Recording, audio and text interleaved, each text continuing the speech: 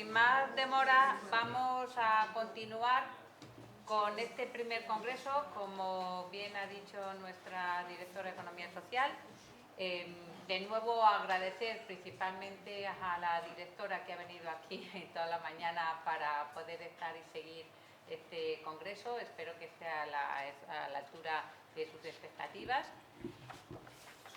Sí, y como decía, que para nosotros y para esta facultad es un orgullo el que podamos tener este primer congreso sobre materia de economía social. También dar las gracias a la Junta de Castilla y León, porque gracias a esta ayuda que nos presta todos los años, pues se pueden organizar congresos de este estilo y además por contar con nosotros para todo lo que se refiere al plan estratégico, para los planes de acción y todo lo que es la materia de economía social.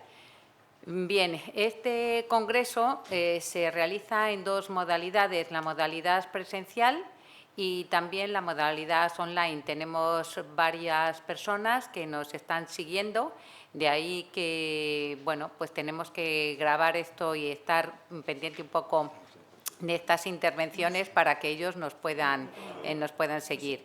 Lo que vamos a hacer es lo siguiente. El orden que tenéis de las comunicaciones se va a alterar un poquito porque la profesora Olat va a ser la última en intervenir.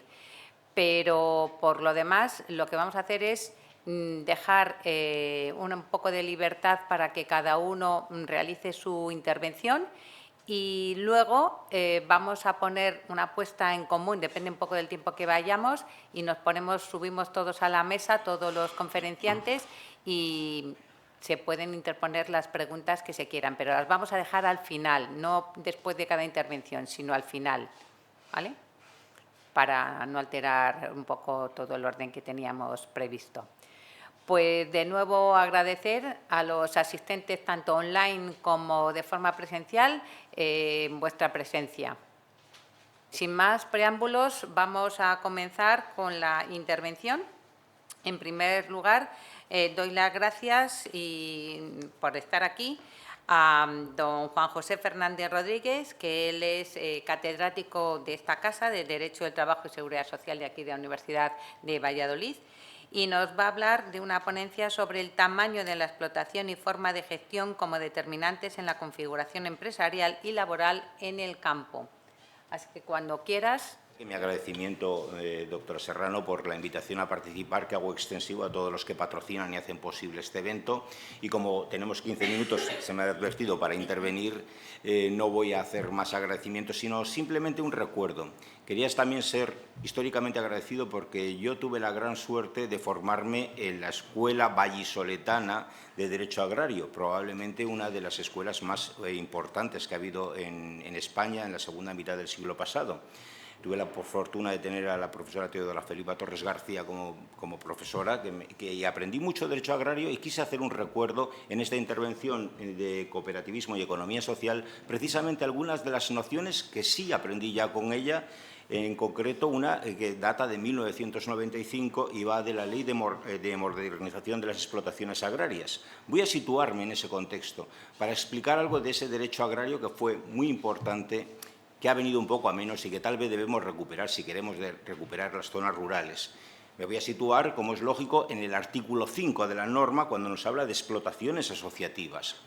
Lo hago con una finalidad de mostrarles a todos ustedes lo desfasado de sus términos, la necesidad de reflexionar sobre los mismos y de actualizarlos bajo la perspectiva que nos mueve dentro de este congreso.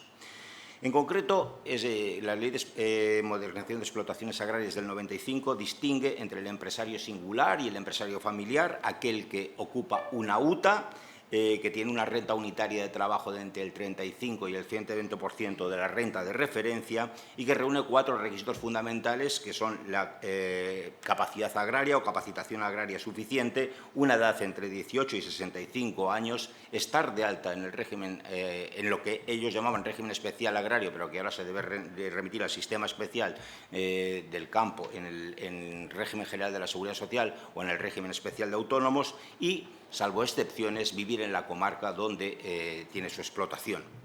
No me interesa la referencia, lógicamente, a lo individual o familiar, que se saldría del marco del Congreso, y sí me interesan las explotaciones asociativas que contemplan lo que ahora sería economía social o debería ser economía social en los tres tipos distintos que maneja. Maneja uno que es bastante conocido, que son las cooperativas agrarias, las cooperativas de explotación comunitaria de la tierra, la cooperativa de trabajo asociado. Nos movemos dentro del primer aspecto en el cooperativismo, que es algo bien conocido y que, por tanto, sobre ello no voy a entrar porque es probablemente lo más logrado y lo que menos necesidad tiene de reflexionar sobre el mismo. Pero sí voy a detenerme en dos de las figuras que prevé a continuación el artículo 5.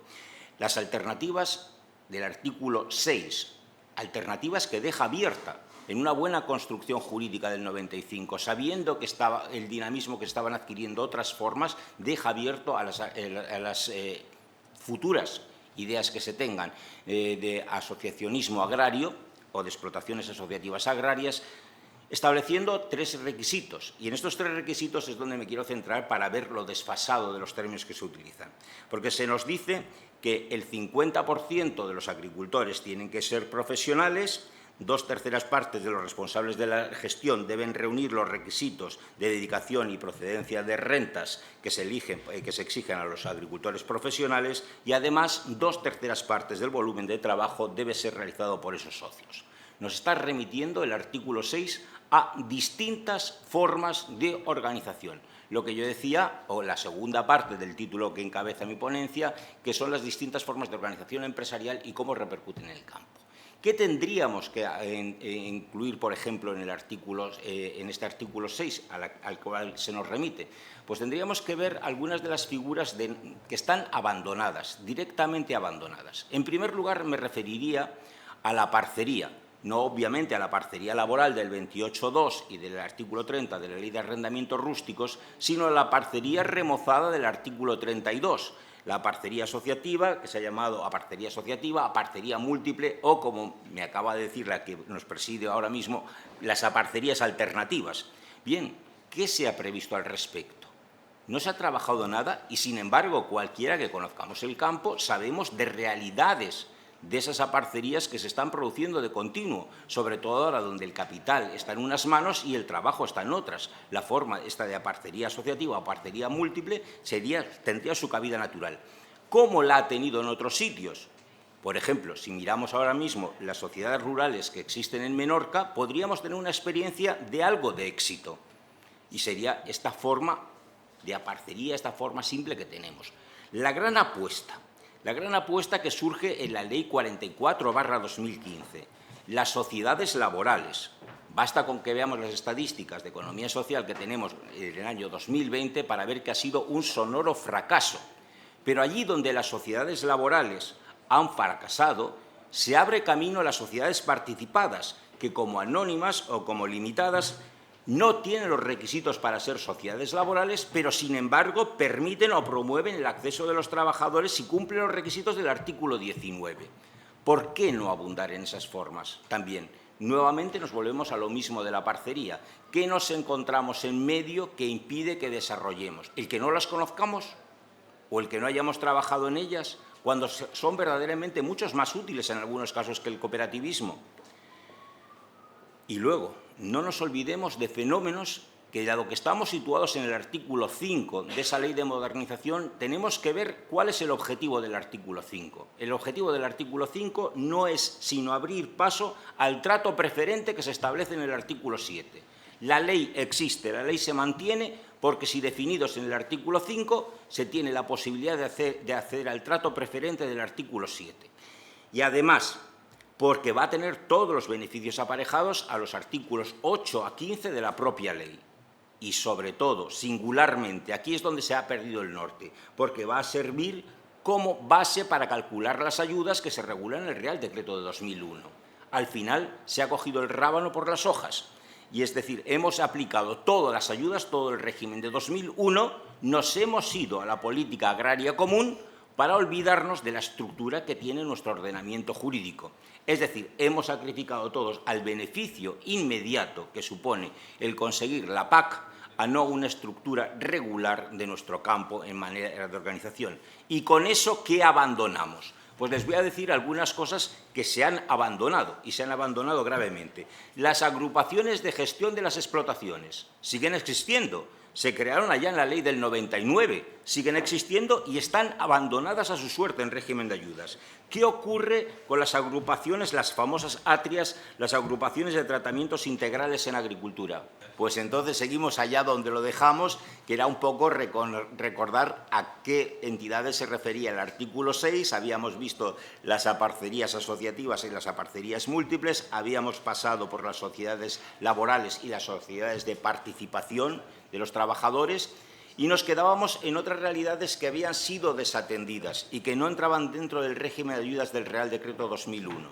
Ahí os había citado las agrupaciones de gestión de las explotaciones que se crearon en el 99, en 1999, y que siguen funcionando y no siguen teniendo capacidad de acceso al mismo, pero otras realidades también que se han creado a propósito y que no tienen esa finalidad son, por ejemplo, las ATRIAS, las asociaciones de tratamientos integrales en agriculturas, las muy poderosas asociaciones para la defensa de la ganadería, que sin embargo no tienen acceso a Europa, las asociaciones de organizaciones de productores agrarios que como tales comercializan a través de una composición horizontal sus productos, que tampoco tendrían ningún tipo de ayudas, y por lo que a mí me concierne, porque soy secretario de una de esas asociaciones, las comunidades de regantes, que también las hemos creado y tampoco tienen esas posibilidades. Bueno, eso sería el marco que tendríamos que haber dado al artículo 6 si hubiéramos querido darle una cierta entidad, un cierto empaque. Y nos quedarían todavía las explotaciones asociativas, que es el tercer grupo, aquellas que estarían formadas en 2/3 partes de su superficie agrupada bajo una sola linde, es decir, tendríamos que todos los socios tendrían agrupada su superficie bajo una sola linde en al menos 2/3 partes, en las cuales las aportaciones del socio aparece limitada, nunca podría aportar el socio más del 40%, y además uno de ellos tiene que tener el carácter de agricultor a título principal. ¿Qué nos encontramos con esta definición del artículo 6? Y ya prometo que en 4 minutos finalizo. Nos encontramos términos claramente desfasados. Nos encontramos términos que nos sirven para pedir la PAC, pero que no nos sirve para hacer derecho. ¿Qué nos encontramos? Nos encontramos referencias a la Unión de Dimensión Europea. La Unión de Dimensión Europea ya hace tiempo no existe. Es decir, tenemos la Unión de Dimensión Económica. Es verdad que se llaman UDEs, pero la UDE no tiene el mismo sentido. Es decir, no vale 1.200 como valió, vale 1.000 euros. Es decir, ha tenido esa rebaja y tenemos que tenerlo en consideración. No tenemos tampoco ya el margen bruto estándar, el MBS. No tenemos ya margen bruto estándar. Es decir, ya no tenemos ingresos más ayudas menos deducciones, que era lo que teníamos antes ahora. Lo que tenemos es una producción estándar. Y, por tanto, no tendríamos que haber aplicado UTAS, sino que tendríamos que haber aplicado PES, es decir, producción estándar, que era lo que tendríamos que hacer. Tenemos desfasada toda esa referencia en el precepto. Tenemos desfasada otra referencia, las famosas UTAS, las unidades de trabajo agrícola. Mucha gente dice, bueno, ¿y una unidad de trabajo agrícola? Bueno, pues la unidad de trabajo agrícola significa que tenemos que calcular siempre una persona a tiempo completo durante todo un año. Y eso nos da un UTA y nos da la renta del UTA. Y tendremos que hacer los cálculos por el UTA y por el renta del UTA y por la renta del UTA y ponerlo en comparación con la renta de referencia, que no dejan de ser sino los ingresos brutos de otro tipo de actividades distintos. Así comprenderemos las referencias que se hacen al 50% o al 25% o al 40% en el precepto. Pero, ¿es ahora la renta de referencia algo que nos vale o nos tendríamos que haber ido al BAN? Al valor añadido neto. Porque si en Europa están utilizando el valor añadido neto, ¿qué hacemos nosotros todavía utilizando la renta de referencia? Es decir, nos vamos a encontrar otro desafuero que sigue funcionando de cara a tener prestaciones, pero no debería funcionar en el modelo orgánico que tenemos. Y por último, ¿tiene algún sentido la clasificación que actualmente hacemos de los profesionales? Porque, vamos a ver, tenemos la diferencia, en ese precepto se nos dice, y en algún momento se nos dice, tiene que tener la característica de profesional. Bien, ¿qué es profesional?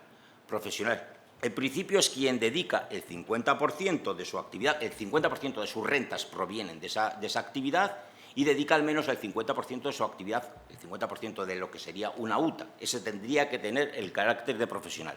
Esto se rebajó clarísimamente y se puso en el 25%. Y de ahí surge la diferencia que existe entre profesional y lo que se llamaríamos agricultor a título principal. Es una distinción que hacemos en España para beneficiar al titular del capital. Está clarísimamente beneficiado y que no tiene correlato en Europa. En Europa lo que juega es el agricultor a título principal, el 50% de ambos componentes, no el 25% que tiene en España. ¿A qué obedece ese 25% y por qué se mantiene ese 25%?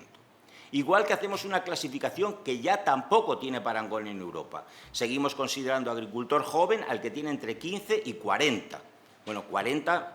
Perdonen que ustedes que se lo diga, es joven, hoy en día es joven, yo soy de pueblo, pues una persona en un pueblo de 40 años es bastante joven, pero ya tampoco es el carácter joven que tendríamos que tener y estamos haciendo medidas para jóvenes pues que ya no son tan jóvenes. El pequeño agricultor con 12 unidades de desarrollo económico.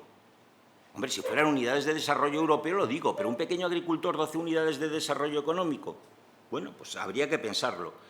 Agricultores a tiempo parcial, ¿estamos admitiendo el agricultor a tiempo parcial entre el quinto y la mitad cuando nos estamos encontrando con que la definición de profesional y lo que necesitamos para crear todas las figuras llega por lo menos al 50% del título principal y si no al 25% y estamos, sin embargo, haciendo un quinto, que es un 20% que yo sepa?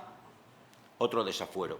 Creo que deberíamos tener una consideración hacia el campo, los que venimos de zonas rurales, los que nacemos y todavía estamos censados en una zona rural, nos preocupa algo muy importante. He repasado algunos de los documentos últimos que existen de economía social. Curiosamente, descubro que para el campo hay muy poca dedicación y en muchos de ellos se olvidan hasta que existe esta ley que les estoy mencionando. Simplemente es una reivindicación que se me dio la oportunidad, Eugenia, muchas gracias por haber podido reivindicar que también para el campo, no solo el cooperativismo está bien asentado, sino también la economía social debe tener otras posibilidades y otras formas. Gracias. Gracias. Doble.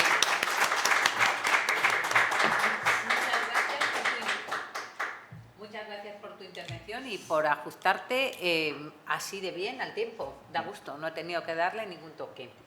Bueno, en segundo lugar, quiero hacer la presentación que todos ya conocéis a Dámaso Francisco Javier Vicente Blanco, que es profesor titular de Derecho Internacional Privado, que colabora estrechamente en esta cátedra y que va a intervenir en la ponencia sobre problemas y oportunidades de la pluralidad de regulaciones de cooperativas en España y la Unión Europea. Cuando quieras. Bien, muchas gracias. Agradezco la invitación de la cátedra y, bueno, pues como todos creo que esta iniciativa es una parte fundamental de la cátedra, poder hacer jornadas, congresos y seguir reflexionando sobre el cooperativismo y la economía social. Bien, mi exposición responde al diálogo dentro de la cátedra, precisamente, con los representantes de las cooperativas que me plantearon expresamente hace un año, con motivo de algunas de las actividades que realizamos, el interés de abordar esta cuestión de un modo más atento, más profundo. Y, en realidad, el resultado pues, es una especie de exposición mixta, donde en una primera parte voy a hacer una breve muestra de la situación normativa y de su desarrollo, mientras en la segunda parte pues voy a me he basado en dos entrevistas con dos responsables de las asociaciones de cooperativas que a partir de la situación normativa en Castilla y León y en España pues se pueden observar determinados problemas y desajustes de la legislación. En una especie de juego comparativo, no exactamente así, pero bueno, a mí me lo recordaba, salvando las distancias metodológicas, al método Doing Business del programa del Grupo del Banco Mundial sobre medición de las regulaciones nacionales como facilitadoras de los negocios. Yo he sido enormemente crítico con el programa Doing Business desde hace 17 años y es significativo que dejó de publicarse en el año 2020 por las irregularidades en los datos utilizados, pero más allá de que el método era absolutamente cuestionable y hacían un ranking de países, de facilitadores de los negocios, lo que a mí me parece que se debe rescatar, no el método, pero sí es analizar las legislaciones desde la perspectiva de los obstáculos no necesarios que ofrecen a la realización de los negocios. Las figuras tienen cooperativas, sociedades, tienen que ser útiles a la realización de sus fines, que son los negocios, y precisamente por eso no se puede establecer o hay que buscar aquellos elementos en la normativa que desincentivan la creación de las figuras de cooperativas, de sociedades y algo voy a decir de lo que me han contado sobre Castilla y León. Bien, en primer lugar, pluralidad normativa de las cooperativas en España. Muy rápidamente, la existencia de las comunidades autónomas, y también el hecho de que finalmente fueran ellas las que regularan la creación y el régimen de las cooperativas, pues ha llevado a una pluralidad normativa porque cada comunidad autónoma tiene su propia ley de cooperativas. En primer lugar, muy rápidamente, estaba la cuestión de la delimitación competencial entre el Estado y las comunidades autónomas. La regulación de cooperativas no es un ámbito competencia exclusiva del Estado. El artículo 129.2 de la Constitución recoge la materia y constitucionaliza el fomento de las sociedades cooperativas y dice expresamente: los poderes públicos promoverán eficazmente las diversas formas de participación en la empresa y fomentarán mediante una legislación adecuada las sociedades cooperativas. No existe una atribución competencial específica en la Constitución de la materia de las cooperativas como competencia exclusiva del Estado ni de competencia de las comunidades autónomas. Teóricamente se podría integrar en el artículo 149.1.6 como legislación mercantil y en ese caso habría sido competencia exclusiva del Estado, pero hay determinadas materias, como ha dicho el Tribunal Constitucional, que se pueden considerar ubicuas en el sentido de que pueden encajar en distintos ámbitos materiales. Bien, el hecho es que las comunidades autónomas fueron incorporando la materia de las cooperativas en sus estatutos de autonomía, incluso como competencias exclusivas, y eso consolidó la competencia de las comunidades autónomas. En 1983 apareció una sentencia del Tribunal Constitucional frente a la Ley de Cooperativas del País Vasco de 1982, porque la Ley de Cooperativas del País Vasco mencionada establecía que la presente ley se aplicará a todas las cooperativas con domicilio en la Comunidad Autónoma del País Vasco con independencia de su ámbito territorial de actuación.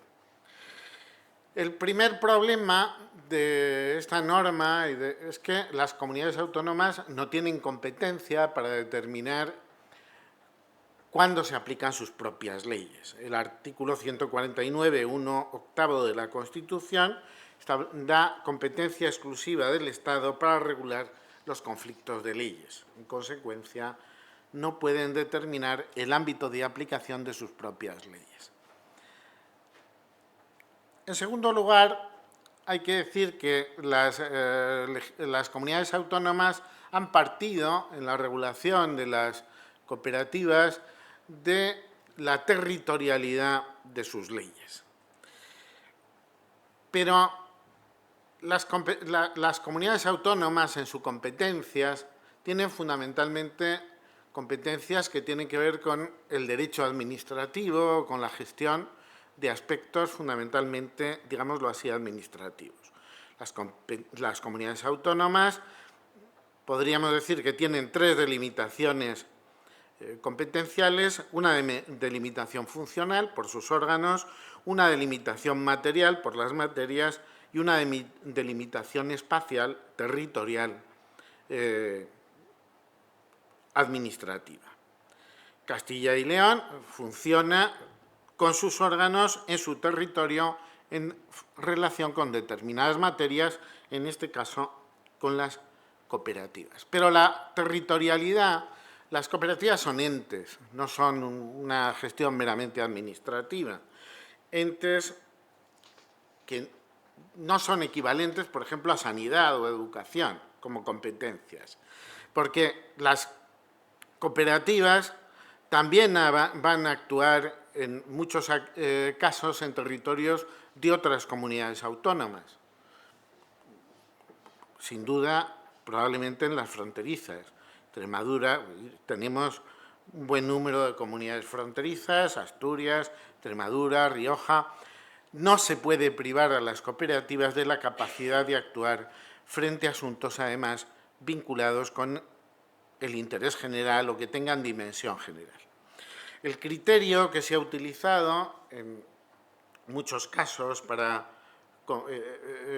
delimitar las competencias tenía que ver con el interés del ente, con el desarrollo de una actividad o con funciones principales.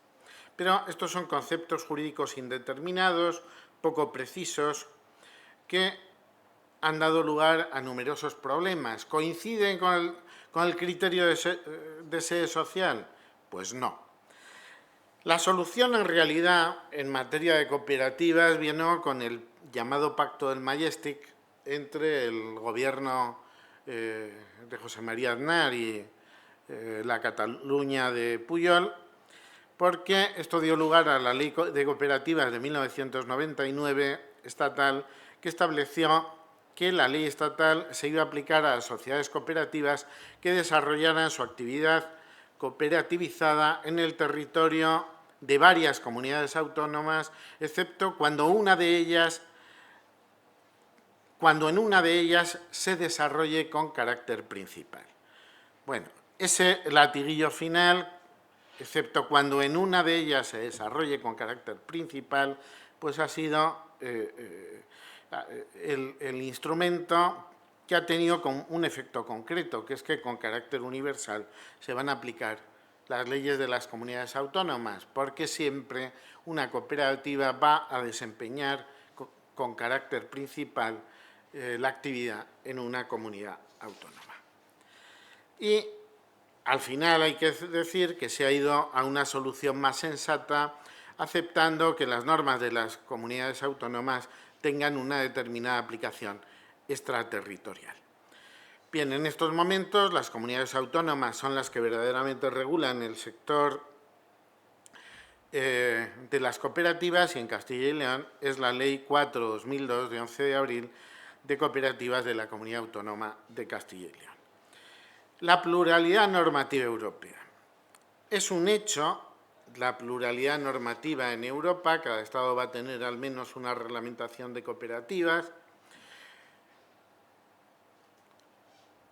y a la pluralidad, bueno, en España ya hemos dicho que 18, a la pluralidad normativa europea, el proceso de integración intentó darle una respuesta con la creación de una figura específica europea, la Sociedad Cooperativa Europea, regulada por el Reglamento de 2003 sobre el Estatuto de la Sociedad Cooperativa Europea, que es una norma única del derecho de la Unión Europea para todos los Estados miembros. En realidad, en mi opinión, su elaboración se hizo sobre la base de un prejuicio, sin atender verdaderamente a las necesidades sociales de un derecho europeo de cooperativas. ¿Por qué un prejuicio? Porque se planificó en medio de la planificación de las directivas del derecho de sociedades. Es decir, hubo un cierto mecanicismo, creo yo, de la burocracia legislativa de Bruselas, y en realidad su aplicación, bueno, apareció como un éxito en 2003, cuando se elaboró, pero su aplicación ha sido un rotundo fracaso. Ni resolvió bien la cuestión de la aplicación de los derechos nacionales, que siempre se hace remisión en el derecho de sociedades europeo a la aplicación de los derechos estatales, de la ley del Estado donde tenga la sede social, en este caso la sociedad cooperativa, ni tampoco ha tenido grandes resultados. En 2012 no había más de 25 sociedades cooperativas europeas en toda Europa. Y en la actualidad, la información que tengo es que en España hay 3.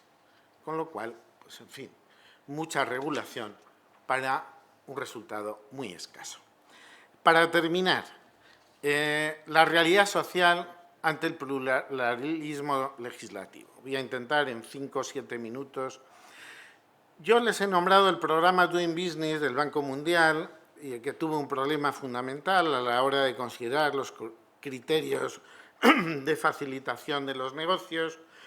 Lo que perseguía precisamente era mostrar qué derechos facilitaban mejor los negocios que otros, pero tuvo un problema inicial, y es que todo favorecía al derecho anglosajón, a los derechos anglosajones, frente a los derechos continentales que establecían algunas garantías para asegurar la seguridad jurídica. Y, en consecuencia, hubo un movimiento en Francia muy fuerte frente a las consideraciones de la intervención de los registros o el notariado latino. Pero lo cierto es que al final el programa no ha superado los análisis y en 2000 se dejó de utilizar. Si traigo a colación el programa Doing Business es porque, como digo, la legislación no puede ser un obstáculo, al menos no previsto, a la actividad y no justificado, y especialmente en el caso de las cooperativas, porque en realidad se va a producir, de hecho, una verdadera competencia entre legislaciones, una competición entre normativas, y en el ámbito de las cooperativas una doble competición. La competición entre las legislaciones de cooperativas de las distintas comunidades autónomas y la competición con el derecho societario, especialmente con las sociedades de responsabilidad limitada. ¿Cuál es, hecha el planteamiento, muy rápido también, cuál es el resultado de las entrevistas? Bueno, lo primero que hay que decir con carácter general es que tenemos una ley de cooperativas que hoy aparece como un poco antigua. Es de 2002 y algo desfasada con algunos de los elementos novedosos que han ido apareciendo en las leyes de cooperativas del resto de comunidades autónomas. Las nuestras de 2002, de 2011 son actualmente Murcia, Andalucía y Galicia, de 2012 Castilla-La Mancha, de 2015 Valencia y Cataluña, de 2018 Extremadura y de 2019 País Vasco. Las nuevas leyes, como digo, no puedo entrar en enormes detalles, pero sí han establecido innovaciones que favorecen la creación de las cooperativas. Una de las preguntas que me hacían los entrevistados era si de verdad se cumplía la norma constitucional del 129.2 del deber de fomento de los poderes públicos, el deber de fomentar las cooperativas. Bueno, yo es una pregunta retórica, yo creo que sí que hay medidas de fomento, evidentemente, pero lo que ellos plantean es que se producen problemas de emprendimiento con las constituciones de cooperativas y que también hay una competencia en relación con las políticas de cooperativas o de trato a las cooperativas por parte de las comunidades autónomas. además de la legislación, están las políticas de las cooperativas y que hay, me decían, comunidades autónomas que tienen programas de apoyo expresos, de ayudas, de exenciones fiscales, programas de ayudas en incorporación de socios, programas de ayudas de inversiones, y que en la diferencia de los tipos de cooperativas, cada tipo de cooperativas tiene un tipo de ayuda y un tipo de apoyo distinto, y que eso en ocasiones genera problemas. Y, por tanto, los distintos tipos de cooperativas tienen en Castilla y León distinta suerte. Por ejemplo, las cooperativas agrarias tienen un indudable éxito y un importante desarrollo. Más difícil lo tienen, me decía, en las cooperativas de trabajo, y hay cooperativas como las de enseñanza que tienen un gran éxito en otras comunidades autónomas y aquí están retraídas. Bueno, yo creo que hay que hacer un análisis más profundo de lo que estoy diciendo, es decir, yo solamente estoy haciendo algunas anotaciones que creo que pueden ser útiles para poder ahondar y examinar en el futuro. ¿Se constituyen cooperativas en Castilla y León? Sí, pero hay condicionantes. En la competencia con otras comunidades autónomas, lo que insisten siempre en lo de las políticas de ayuda, que sí están en las agrícolas con toda claridad, porque dependen de la Consejería de Agricultura, pero que en otros casos resultan más dificultosas. Y en relación con la competencia con las sociedades de responsabilidad limitada, que es una figura mercantil, como sabemos, hay dos inconvenientes fiscales y laborales. Los problemas fiscales derivan de la distinta instancia de donde parte la legislación, mientras que las normas sustantivas son de las comunidades autónomas, las normas fiscales son del Estado.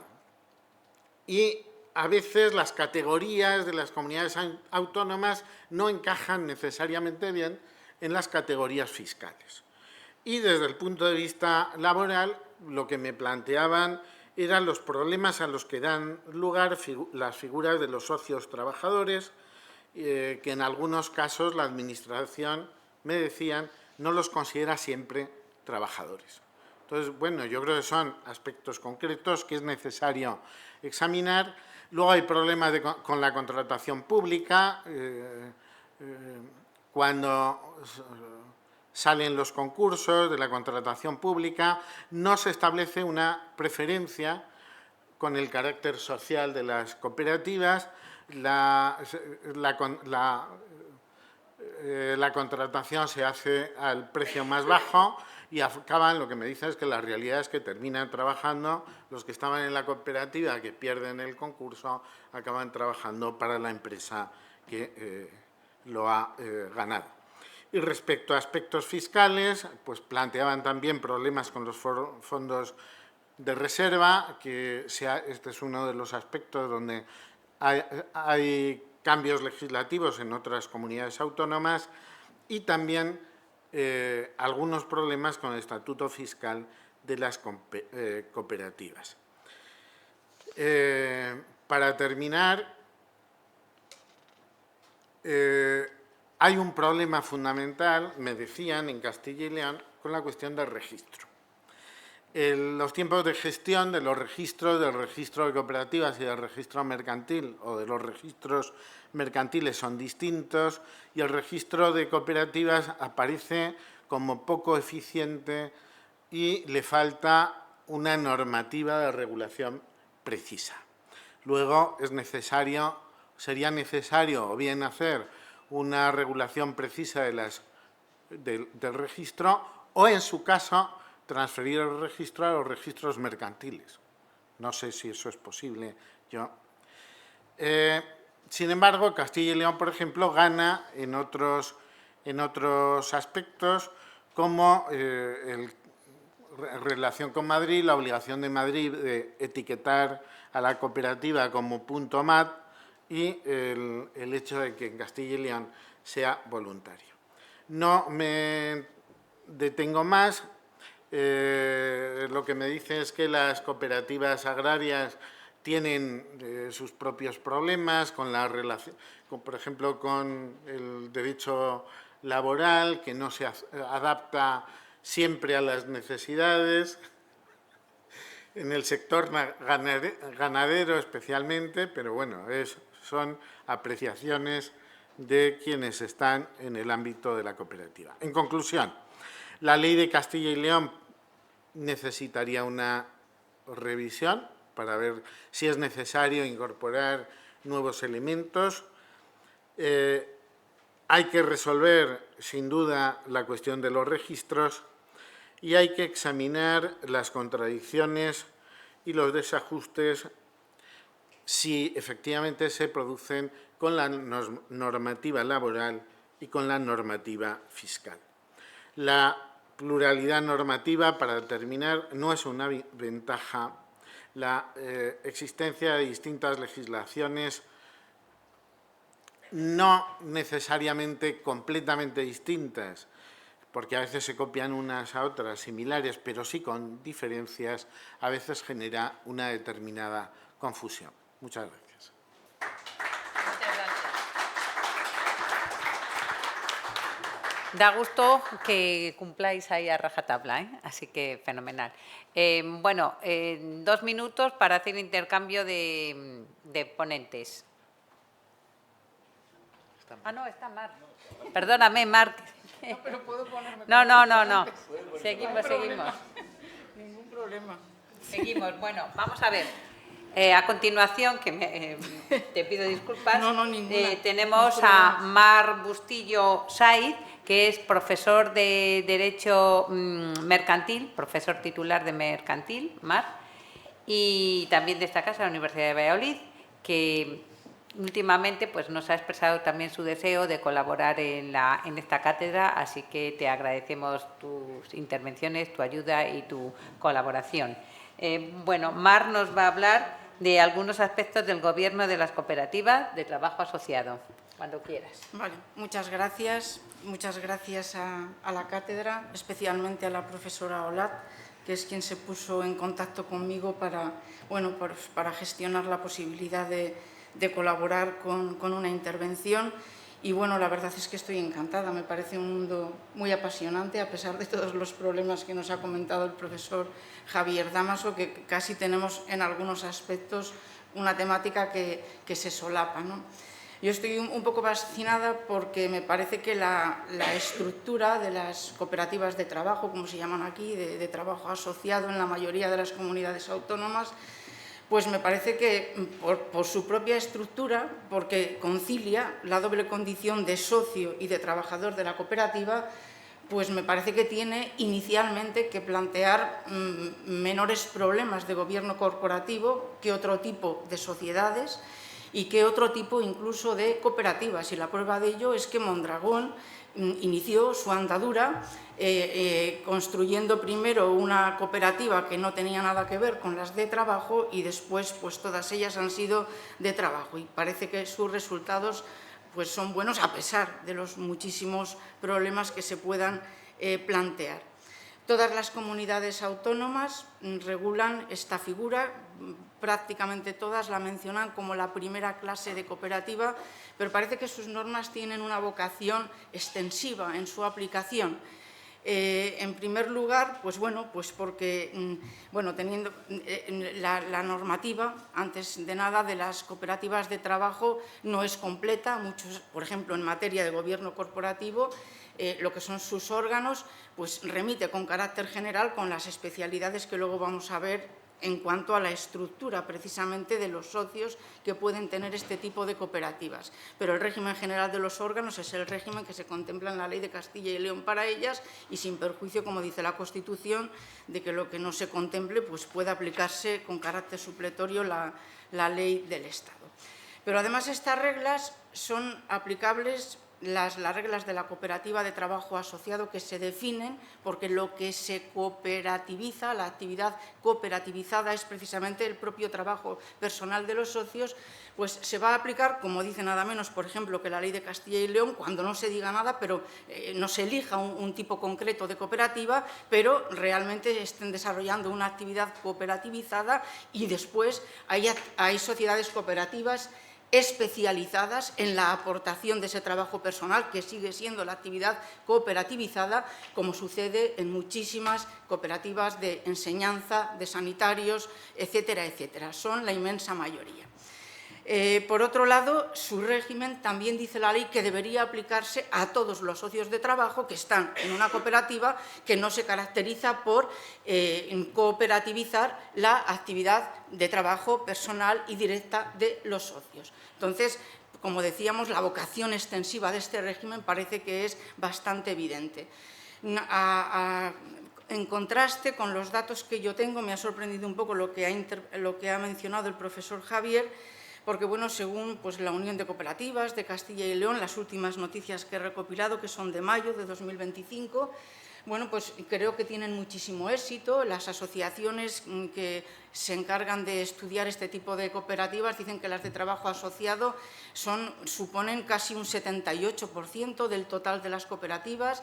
En el último año 84 ha sido un incremento pues muy notorio. En Castilla y León ha sido en particular un incremento de un 24%. El problema es que uno lo va a buscar y bueno, yo accedí a Owen y claro, allí te despistas un poco porque es el solapamiento de la convivencia de dos clases de cooperativa, una de enseñanza, que según la ley es una clase de cooperativa, puede ser también una cooperativa de trabajo asociado si resulta que quienes allí imparten la enseñanza pues son los profesores, etcétera, etcétera, que están cooperativizando directamente su trabajo directo en ella. Entonces, por eso quiero decir que acaso pueda ser un poco engañoso.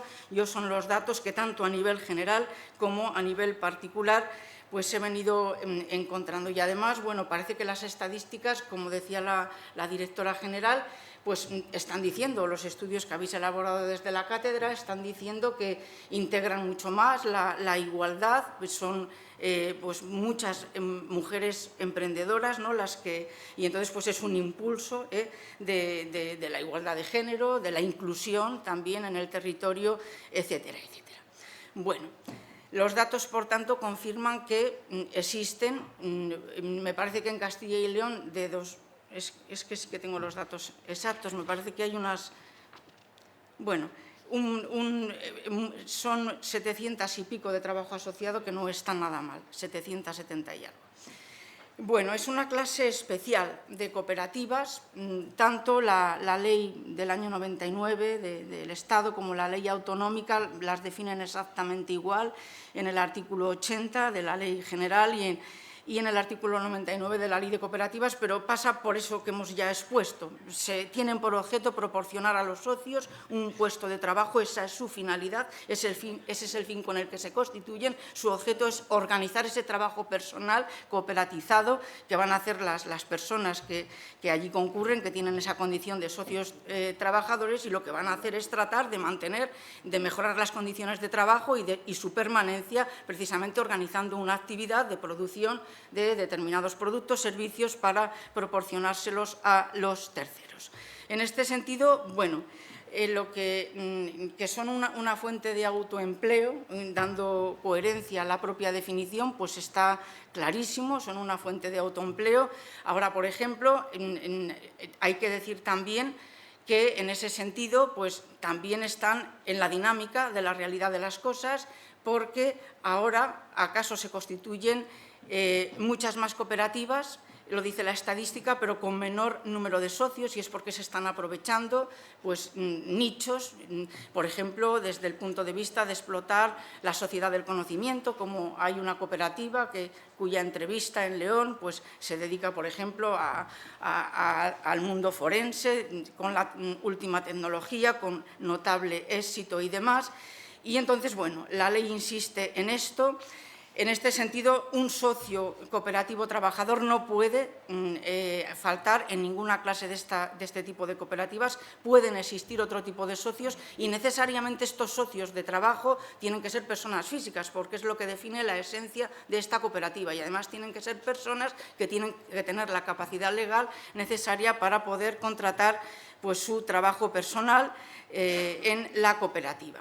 Y bueno, podríamos, como comentaba también el profesor Javier, cuestionar entonces qué naturaleza tienen este tipo de socios, porque en ellos se concilia la doble condición entre pues eso, un socio de la cooperativa y un trabajador de la misma. La ley, tanto la general como la de Castilla y León y la mayoría de las leyes, se curan en salud. Esta relación es societaria. A pesar de todo, parece que ha habido muchísimas interpretaciones al respecto, pero parece claro que el trabajo que se está desarrollando por parte de los socios que cooperativizan su actividad no deriva en ningún caso de un contrato de trabajo, deriva del contrato de constitución de la sociedad cooperativa y, por lo tanto, los acuerdos de la Junta, los reglamentos internos que tengan, los propios estatutos serán los que regulen, y así se contempla en las leyes, serán los que van a regular la prestación de ese trabajo en cuanto a los tiempos, las vacaciones, etcétera, etcétera, todos los aspectos de esa relación.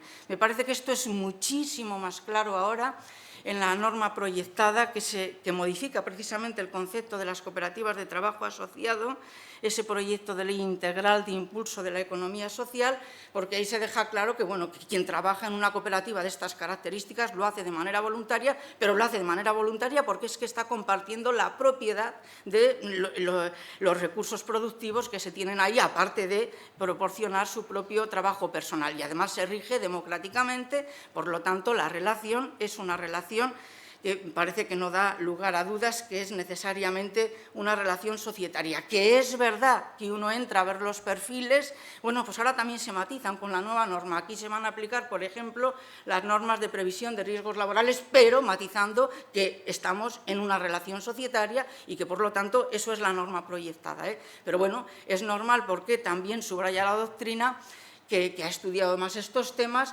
que claro, hay que establecer un contenido mínimo para este trabajo, que al fin y al cabo es un trabajo, aunque derive de una relación societaria, que realizan los socios que cooperativizan este tipo de actividad en ellas. Y queda claro, bueno, en este sentido, que, bueno, de acuerdo con la definición de cooperativa, también se modificaría cuando prospere este proyecto, porque incorpora algo que refuerza el cooperativismo, incorpora los propios principios cooperativos y me parece que eso es esencial, aparte de que todo el mundo lo tenga presente, porque no se concibe la definición de una cooperativa, tampoco de la de trabajo asociado, sin vincularla con esos principios que ha elaborado internacionalmente pues, bueno, las instituciones correspondientes. En ese sentido, está claro que aquí no existe un inversor al que haya que abonarle una rentabilidad, el criterio de gestión, y por eso yo creo que aquí los problemas de gobierno corporativo, por el propio interés personal que se presupone en los socios, que dependen de su trabajo, de su permanencia en ese trabajo y las condiciones del mismo, de cómo se esté gestionando la cooperativa, me parece pues bastante, aunque sé que los problemas se plantean, pero ese es un dato que no lo podemos obviar, me parece a mí. Y otro dato que no podemos obviar, bueno, es que en general, respondiendo a este dato, en la mayoría de los estatutos de este tipo de sociedades se exige además una dedicación exclusiva, por lo menos a los socios principales que aportan su trabajo, y les prohíben hacer la competencia pues, trabajando para otro tipo de cooperativas, etcétera, etcétera. Esto quiere decir que no pueden tener las cooperativas de trabajo asociado trabajadores por cuenta ajena, les pueden tener, pero la verdad es que además en Castilla y León sorprende porque es mucho más elevado. Creo recordar el porcentaje, hasta en un 50% de las horas que previsiblemente trabajen los socios. En el resto de España la regla general es que son solo 30 horas, porque claro, si uno constituye, se dice una cooperativa de estas características, es precisamente por esa razón, para defender el puesto de trabajo y demás, y eso, claro, no resulta cuando se contrata a un trabajador por cuenta ajena, pero parece que es un elemento de competitividad que se está demandando. El proyecto de ley, desde luego, no lo contempla. Pero no son estos los únicos socios que pueden existir en una cooperativa de trabajo asociado. Se modifica también en el proyecto la propia definición de la cooperativa de trabajo asociado, no solo la general, y bueno, por ejemplo, para incorporar, pues si hubiese dudas, que los socios colaboradores, que yo creo que no había ninguna duda, pues también pueden participar en este tipo de cooperativas, y son los socios capitalistas. Castilla y León no precisa exactamente qué porcentaje de participación pueden tener, lo remite a los estatutos, pero bueno, lo normal es que se limite su participación a un 45% en las aportaciones al capital y un 30% me parece como máximo de los votos. Pero nosotros tenemos una norma pensando que tenemos no solo estos socios colaboradores, sino que puede haber también socios temporales, puede haber también socios inactivos que ya no tienen un tipo de actividad. Pues bien, la Ley de Cooperativas de Castilla y León, en su artículo 35.6,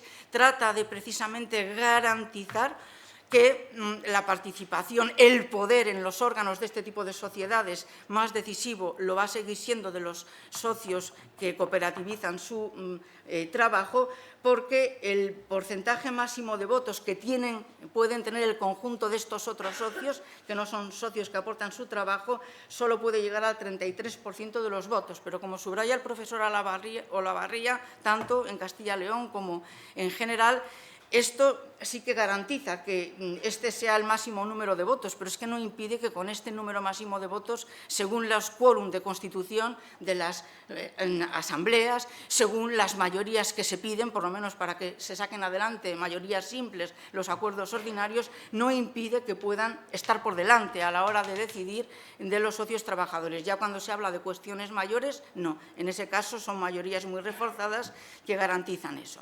Sea como sea, es claro también que se denuncia la quiebra de los principios de esta sociedad, que se basan en el trabajo personal que aportan cuando se admiten a los socios colaboradores, pero está clarísima también la necesidad de financiación y, por lo tanto, los socios colaboradores tienen derecho a participar con los límites. Eso es normal, porque no están mutualizando ellos su trabajo personal y, por lo tanto, pues se comprenden perfectamente esos límites. Llegados a este punto y retomando un poco también las ideas, pues a mí me parece que las cooperativas de trabajo, en la estructura legal, con esa pequeña pega que hemos mencionado, en las cooperativas sí que hace efectivo. Y precisamente yo creo que es la razón de que tengan tanto éxito, a pesar de que estén un poco escondidas, porque están bajo otras formas y demás, porque aquí se combina por la estructura que acabamos y además el profesor Pachón creo que ha escrito muchísimo de esto en todos los sentidos. Se combina ese estímulo público a la participación, en este caso de los trabajadores en la gestión y en la propiedad de los medios correspondientes. La estructura lo dice así. Cosa distinta es que ahora, pues bueno, como todos necesitamos subsistir y necesitamos que nos financien, pues sea necesario que haya otro tipo de socios y demás. Por lo demás, la estructura corporativa de estas sociedades, pues una asamblea reproduce las de las sociedades de capital en sus órganos básicos, una asamblea, un consejo rector, que puede ser, si la cooperativa tiene menos de 10 socios, puede ser un administrador único. Ahora se copia todavía mucho más en el proyecto de reforma la estructura del órgano de administración que pueden tener las cooperativas, porque también pueden tener administradores solidarios, administradores mancomunados, no solo la figura del consejo rector, no solo la figura del administrador único cuando se opte por ella en estos casos de cooperativas menores. Bueno, también hay que decir desde el punto de vista del gobierno corporativo que tanto la Ley General como en la norma de Castilla y León pues se integra el aspecto de la sostenibilidad, si queremos, o mejor dicho, de la eficacia de la gestión, porque se pueden nombrar hasta un 20% en Castilla y León de consejeros que no tengan condición de socio, y por otro lado, si hay un comité de empresa, en este tipo de cooperativas, pues tienen derecho a tener a un representante que lo elige el comité, o si hay varios comités, lo elige entre los trabajadores, tienen derecho a tener un representante en ellos. Por lo tanto, estas son las estructuras. Ya hemos visto cómo se puede un poco colapsar las mayorías. Yo cuando Olad me planteó este tema, ¿Qué tocas? Bueno, pues he leído que muchas cooperativas han creado sus códigos de buen gobierno porque hay un hecho inexcusable. Incluso los proyectos previos que hizo y los estudios muy rigurosos, me parece a mí, que hizo la Unión Europea cuando estaba planteando el Estatuto de la Sociedad Cooperativa Europea, pues bueno, están diciendo que los problemas de gobierno corporativo existen porque hay directivos súper ineficientes que llega un momento, sobre todo cuando las cooperativas se hacen más grandes, en que se olvidan completamente de los socios trabajadores, etcétera. Entonces, estamos aquí con la lucha entre darles competencias a algunos directivos porque necesitas, bueno, pues preparación. Todo eso, acaso se podría suplir, además, como dice la ley, pues formando, preparando no solo en los principios corporativos, sino también en los principios de la gestión. Si ellos son los que tienen que gestionar su cooperativa, pues tienen derecho a esa formación que ahora se reconoce expresamente en el proyecto de ley, esa formación profesional, si estamos ante una cooperativa donde lo que se aporta precisamente es el trabajo personal. Y bueno, yo creo que desde el punto de vista, los problemas de gobierno corporativo que se imponen minorías, etcétera, que cierran el paso a la protección de los, incluso problemas de mala gestión. Vamos a distribuir el excedente, etcétera, etcétera, y quiebra, ¿no?, la compañía. Bueno, pues todos esos tipos son los que de problemas deben evitarse con la profesionalización. Pero la ley abre la puerta a eso. Pueden existir socios y pueden, gestores que no sean socios y además pueden, incluso en la ley de Castilla y León, directivos. Se contempla la figura expresa del directivo, yendo más allá. Y además, pues bueno, pues pueden nombrar además otro tipo de asesores, etcétera, etcétera. Curiosamente, cuando el administrador sea único en estas sociedades cooperativas, pues que tienen menos de 10 socios, la ley no exige que sea un socio que cooperativiza su trabajo personal. Le vale con que sea un socio, o sea que podría ser pues incluso un socio capitalista. Bueno, ¿en qué aspectos, bueno, o qué quisiera mencionar antes de nada? Pues quisiera mencionar que el proyecto este que tenemos entre manos, aunque alguna cosa ya está en vigor en el año 2020, desde el año 2023, pues bueno, trata un poco por lo menos de facilitar la opción del buen gobierno incorporando las herramientas digitales. Por ejemplo, se contempla la página web, un instrumento que todos conocemos por las sociedades cotizadas y por toda sociedad que la implante, que merece muchísimo la pena, porque es un instrumento valiosísimo de información, pero absolutamente valiosísimo. Entonces, bueno, si se estudia, se obliga a esta web para cuando las sociedades cooperativas tengan más de 500 trabajadores, etcétera, etcétera. Por supuesto, se exige una responsabilidad por su funcionamiento, por el lícito contenido de los documentos, etcétera, etcétera, y los daños que pueda provocar incluso su mal funcionamiento, que también puede suceder cuando sea imputable a la propia sociedad cooperativa. En este sentido, pues bueno, se contemplan ahora con carácter general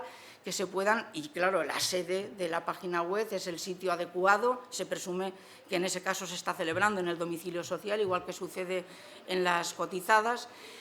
Y, por otro lado, pues bueno, la convocatoria de los socios puede ser completamente o mixta, completamente telemática, o puede ser mixta, que es otra faceta pues que se ha demostrado que es absolutamente muy buena. También algunos de estos aspectos, la posibilidad bidireccional de comunicarse, etcétera, etcétera, estaban vigentes desde el año 21, pero el grueso de las modificaciones, la posibilidad incluso de solicitar información telemáticamente, la necesidad de tener que reflejar en el acta, por ejemplo, quién ha asistido telemáticamente a las sesiones, la posibilidad de, como se reconocen las cotizadas, de si la información que yo estoy solicitando lo consiente, porque no es sensible, etcétera, etcétera, pues divulgarla, incorporándola a través de la página web.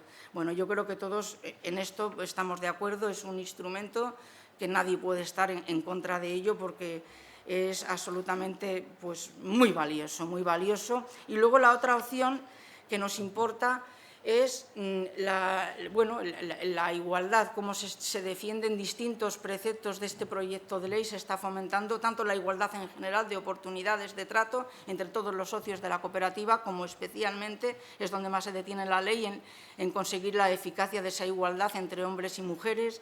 En este sentido, pues bueno, incluso se contempla una especie de órgano adicional, que es la Comisión de Igualdad, que bueno, que tiene entre sus misiones la de promover, etcétera, etcétera, que esa igualdad pues sea efectiva desde todos esos puntos de vista. Se contemplan que se elaboren planes de igualdad, pero que, como he dicho, ya están contemplados en una disposición adicional 12 de un Real Decreto del año 2023, y las razones, lo que comentaba el profesor Javier, es que parece que había mucha urgencia, porque si uno tiene estos planes puede acceder a las subvenciones, a las ayudas públicas, a los concursos de contratos que oferta la Administración, y creo que si no tienes estos planes, pues no tienes esa opción, no sé si preferencial, pero debe ser un requisito imprescindible. Entonces, parece que ha sido necesario y demás. Bueno, pues los planes de igualdad que se están contemplando aquí son exclusivamente para los socios que aportan su trabajo cooperativizado. Quiere decirse eso, que si con arreglo a la ley orgánica es necesario que esa cooperativa necesite, porque tiene trabajadores por cuenta ajena, 50 o más, etcétera, que obliguen a elaborar ese plan, deberían convivir los dos planes de igualdad y, bueno, se le exige homogeneidad en ese sentido en cuanto a las soluciones, porque como subraya el profesor Arrieta, que he visto un poco su blog, como comenta estas cuestiones, pues no es posible que la igualdad no sea homogénea, porque al fin y al cabo uno es socio y otro no, pero el principio de igualdad debería necesariamente centrarse ahí. Luego, en fomento de lo que estamos diciendo, de que se fomenta de alguna manera desde el legislador el buen gobierno corporativo, hay una causa de descalificación de las cooperativas que se contempla ahora, que precisamente consiste en que no se respete el estatuto del socio trabajador, en el sentido de que participe directamente en los órganos sociales, en la Junta, en los órganos que correspondan, y que, por lo tanto, gestione democráticamente, que es la esencia de la cooperativa. Por lo tanto, me parece que estas facetas pues son elementos que merecen subrayarse porque contribuyen a ese dato. Y entre las funciones de la Comisión de Igualdad, que me ha parecido también maravillosa, está esta, la de preocuparse de que todos los socios voten, etcétera, etcétera, y asistan a los órganos. Lo dejo ya. Cualquier cosa, pues ya hablamos más tarde. ¿Vale? Fenomenal. Muy bien. Bueno.